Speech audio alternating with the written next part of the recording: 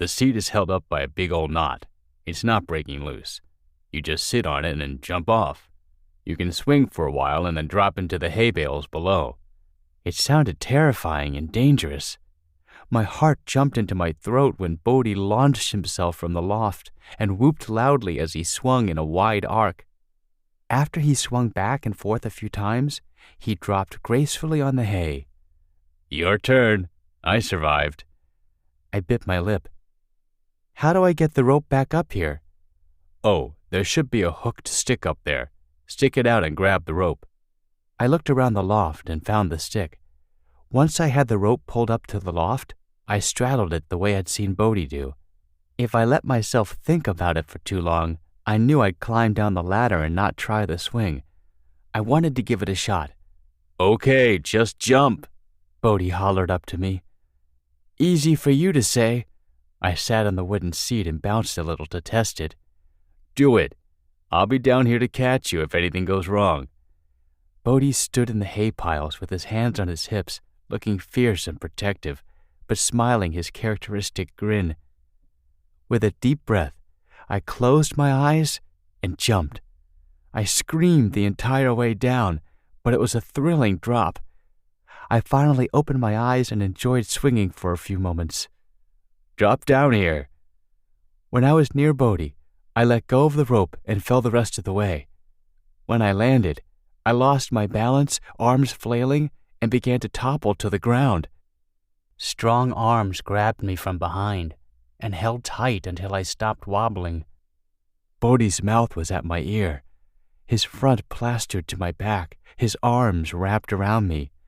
Whoa, gotcha. You okay? My heart switched from nearly pounding out of my chest to an almost dead stop.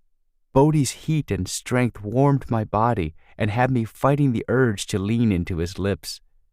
I wanted so badly to tip my head back, to welcome Bodhi's mouth on my neck, to moan at his touch.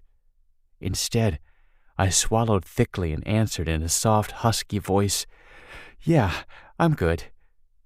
When it would have made sense for Bodhi to loosen his grip and step away, the man seemed to hold me tighter for a couple seconds more. I heard his gulp near my ear before he let out a breath and gently let go. He moved away and stepped onto the dirt floor.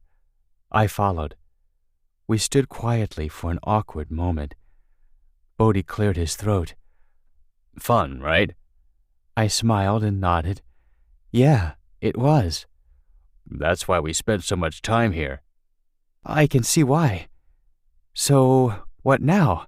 I tried to act as if my heart wasn't about to beat out of my chest, as if I didn't want him to hold me close and kiss me. Bodhi's jaw clenched and his nostrils flared almost as if he could read my mind. But that was ridiculous. He wouldn't ever go for someone like me. He'd made it clear I was just a kid and he had no interest. Let's go meet Kai and Benji. Get a fire going. You ever ridden a four-wheeler? When I rolled my eyes and smirked, he laughed.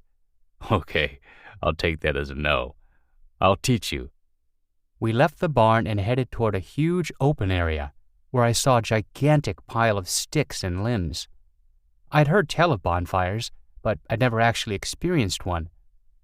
I scanned the area around me as we walked. 4 horses grazed in a pasture. Benji and Kyson headed toward us on four-wheelers, and Bodhi paused to grab a can of what I assumed was gasoline or similar as he mumbled something about needing a good starter fluid. What are you thinking about? He bumped my shoulder. Just that we grew up so very different. I chuckled at the understatement. Proof that opposites attract, Bodhi quipped, then froze. I mean, opposites can be friends. He stumbled over his words.